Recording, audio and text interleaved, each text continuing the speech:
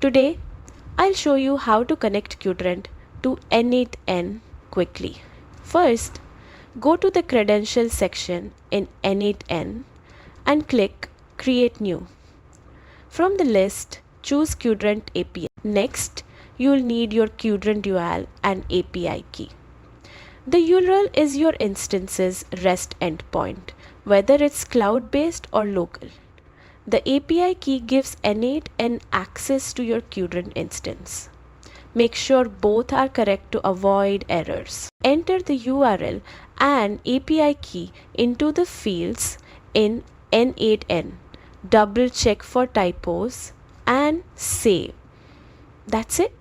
Your credentials are now ready. With this setup, your N8N workloads can interact with Qdrant's vector search and data retrieval features, making automation faster and smarter.